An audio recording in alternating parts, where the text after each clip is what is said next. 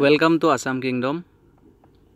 বন্ধুসকল, আজি মই আপোনালোকক জনাবলৈ লৈছোঁ এটি এনেকুৱা এপ্লিকেশ্যনৰ বিষয়ে যিটোৰ দ্বাৰা আপুনি আপোনাৰ শত্ৰু অথবা আপোনাৰ অতি প্ৰিয় মানুহ যিয়ে নেকি আপোনাৰ বিষয়ে বেলেগৰ আগত কথা কয় বা আপোনাৰ বিপৰীত কথা কয় বা আপোনাৰ পিছত কথা কয়, তেনেকুৱা মানুহ কিছুমানৰ কথা আপুনি মনে মনে শুনিব পাৰে আপোনাৰ মোবাইলটোৰ জৰিয়তে। আৰু আপোনাৰ মোবাইলটোক বনাব পাৰে এটি ৰিমোট। মাত্ৰ আপুনি সেই মানুহজনৰ মোবাইলত এই এপ্লিকেশ্যনটো ইনষ্টল কৰিব আৰু আপোনাৰ মোবাইলৰ পৰা আপুনি ফটো লাগে, আপোনাক ভিডিঅ' লাগে, আপুনি কল কৰি কি কথা পাতি আছে শুনিব বিচাৰে, তেনেহ'লে জাষ্ট এটি SMS কৰিব। আপোনাক মই দেখাই গৈছোঁ, আপুনি চাই যাওক আৰু এই ধৰণে আপুনি এইটো ডাউনলোড কৰক। এপটো ডাউনলোড কৰি উঠি আপুনি ইনষ্টল কৰিব, তাৰপাছত চাব আপোনাৰ মোবাইলটোৱে এটি ৰিমোটৰ নিচিনাকৈ কাম কৰিব আৰু সেই মানুহজনৰ গোটেইখিনি কথা আপোনাৰ মোবাইললৈ অট'মেটিক আহি থাকিব। চ' বলক ভিডিঅ'টি চাই লওঁ। প্ৰথমে আপুনি গুগল প্লে ষ্টৰত গৈ ডাউনলোড কৰিব tickle my phone, TICKLE, tickle my phone. তো এইটো যিটো পাখি আছে এই পাখিটোত ক্লিক কৰিব। Tickle my phone true remote free, এইটো মোৰ ইনষ্টল কৰা আছে অলৰেডি, সেইকাৰণে মই অ'পেন কৰিলোঁ। ইয়াতে এটি এনেকৈ মিউজিক আহিব। 4.0.0 ভাৰ্চন হয় এইটো অন হৈ গ'ল আপোনাৰ। তাৰপিছত আপুনি প্ৰথমেই এইটোক যিটো প্ৰথম অপশ্যন আছে এইটো আপোনাৰ হাতত, এইটো manage message and text message, manage SMS and text message rule, এইটোত আপুনি ক্লিক কৰিব। তাৰপিছত আপোনাৰ এনেকুৱা এটা আহিব, চাৰিটা চাৰিটা অপশ্যন আহিব। প্ৰথম ৰিডমি, তাৰপিছত এইটো পাখি আহিব, তাৰপিছত ছেটিং আহিব, তাৰপিছত এইটো এটা ইম'জি এটা আহিব। তো আপুনি পাখিটোত ক্লিক কৰিব।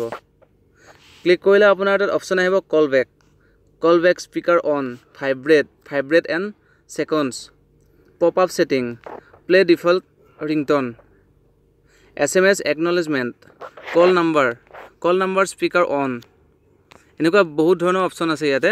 আপুনি GPS ছেটিংটো অন কৰিব পাৰে, ৱাইফাই ছেটিং অন কৰিব পাৰে আপোনাৰ মোবাইলটোৰ পৰা এটা মাত্ৰ মেছেজ কৰি। আপুনি যিজন মানুহৰ পৰা শুনিব বিচাৰে সেই মানুহৰ মোবাইলত এইটো ইনষ্টল কৰিব জাষ্ট। তো মই আপোনাক দেখুৱাই দিছোঁ প্ৰথমে সেই মানুহজনৰ পৰা আপুনি কল কেনেকৈ শুনিব। প্ৰথমে আপুনি কল বেকত ক্লিক কৰি জাষ্ট এতিয়া মই এইটো ছেটিং কৰি থৈছোঁ হাই।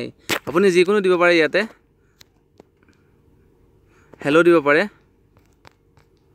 HLLO হেল্ল' দিব পাৰে, দি কিনে আপুনি ছেভ কৰি দিব। ইয়াতে ছেভ কৰিলে ইয়াতে ছেভ হৈ গ'ল, আপুনি দেখিছে ইয়াতে ছেভ হৈ যোৱা। তো ছেভ অপশ্যনত গ'ল, আপুনি ছেভ কৰি দিলে হ'লে আপুনি এইটো বেক কৰি দিয়ক।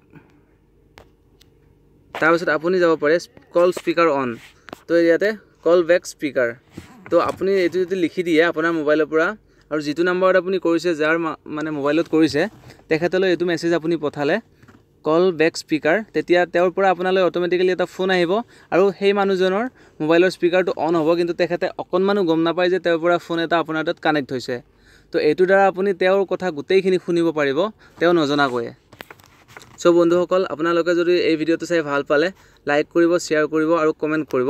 আৰু এতিয়া আপোনাক মই দেখাই গৈছোঁ যে এইটো কেনেকৈ হয় পিছৰ কেইটা। তো ছেভ কৰিলে আপুনি ইয়াতে বেক কৰিব। তাৰপিছত